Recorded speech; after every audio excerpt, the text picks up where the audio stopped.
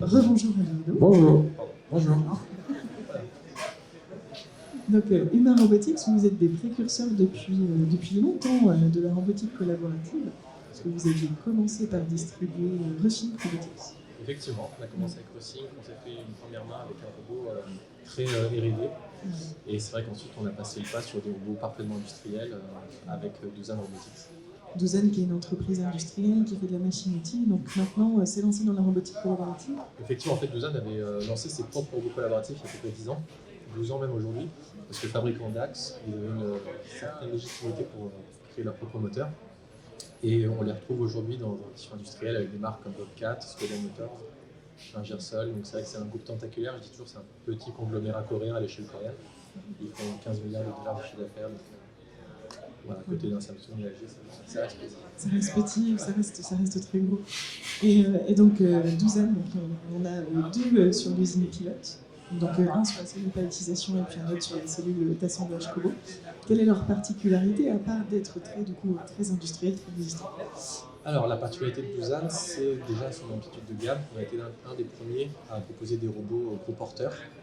On s'est tout de suite focalisé sur les applications de manutention fin de ligne, où il y a eu un gros succès sur la partie palettisation par exemple. Et très rapidement, au fil des projets, on s'est rendu compte qu'il y avait des incompréhensions en termes de sécurité, en termes d'interprétation des analyses de risque et de la directive machine. Et c'est là où on s'est naturellement rapproché de certains confrères petit papa justement, et on a créé aujourd'hui le premier palettiseur certifié collaboratif sur étagère. Et aujourd'hui, c'est ce qui est très demandé. Du coup, c'est oui, le palettiseur, c'est l'application numéro 1 de robotique collaborative en ce moment. En ce moment, oui, effectivement, avec en plus quelques applications de pick and place standard, mais encore une fois, là, on est vraiment sur une application qui crée de la TMS, où il y a beaucoup de pénibilité pour les postes. Généralement, les entreprises de la région ont du mal à recruter des personnes sur ce genre d'application. Et c'est vrai qu'on arrive vraiment sur un segment qui a beaucoup de demande. Nous, chez Proxima, on est persuadés qu'une sécurité machine et puis le directive machine au sens tel est importante, plus qu'importante, surtout dans la conception d'applications collaboratives. Du coup, c'est une démarche qu'on cautionne totalement. On est ravis que vous ayez ce palettiseur qui est certifié. Qu'est-ce que ça vous apporte, vous quel est le plus que ça apporte, à part la certification? Qu'est-ce qui fait qu'on va vers votre palettiseur? Alors aujourd'hui, on se retrouve vers nous quand il y a des problématiques de place sur des postes déjà existants, des problématiques où on a du mal à déplacer des machines qui sont installées déjà depuis un petit moment. Quand on a des fins de ligne qui sont des postes totalement nécessaires et où on a du mal à recruter, comme je disais tout à l'heure. Donc sur des applications où il y a quelques temps, on n'avait pas encore de solution, soit c'était le palettiseur cartésien traditionnel qui venait pour supporter des charges assez lourdes, et il n'y avait pas forcément toujours le flux pour le nourrir. Et donc, dès lors que Duzan a proposé des gros porteurs sur 25 kg, on a eu cette demande qui s'est instaurée assez rapidement. Donc c'est vrai qu'il y a le gain de place, la facilité d'installation. Pour nous, un palettiseur s'est installé en moins de 8 semaines. Donc à la prise de commande, à l'installation, on est... en comptant du coup la livraison. En comptant la livraison, effectivement. Donc livraison 4 semaines, encore 4 semaines pour être formé et installé. Et c'est là où aujourd'hui nos clients trouvent un vrai ROI. Alors que généralement un projet assez similaire, ça prend un peu plus de temps.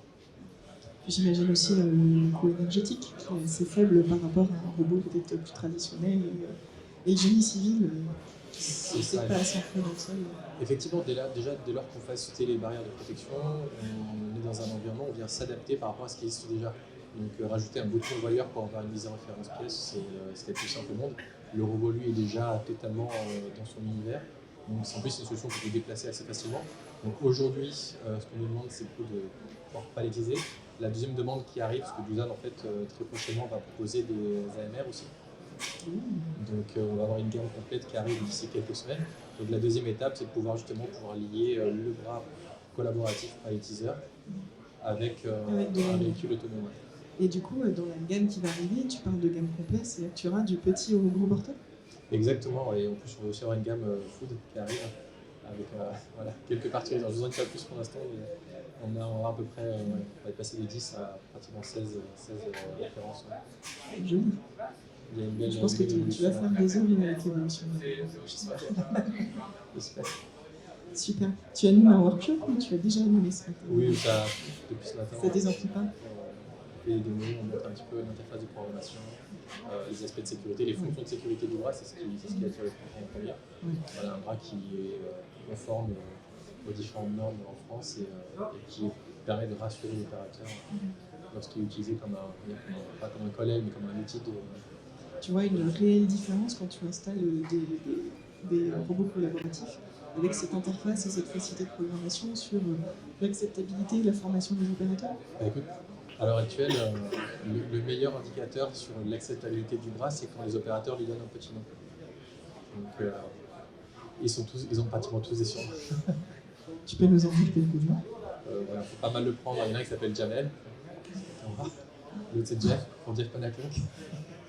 On en a d'autres, donc on les garde en réserve. Mais, en général, effectivement, quand on est dans des grosses PME ou des ETI, où on a parfois 3000, 4000 salariés, effectivement, on a toujours cette pression au niveau social qui est de fait.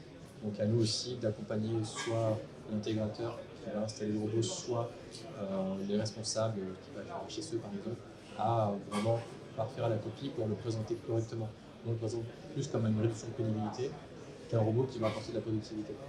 Et quand c'est présenté correctement dès le départ, moi généralement quand je fais une table ronde en démarrage de projet, je demande toujours à inviter un opérateur sur l'île pour qu'il vienne comprendre tout de suite de quoi on parle. Et ça permet aussi de débloquer très rapidement des incertitudes, des doutes, des peurs naturelles à l'idée de soit de devoir faire ton job, soit de devenir le sous-traitant du robot. Je comprends. Merci beaucoup. Merci à vous. Merci. Et puis, donc, votre stand est de l'autre côté, donc avec beaucoup de démos et de manipulation du bras Kobo. Merci. À bientôt. Merci. À bientôt.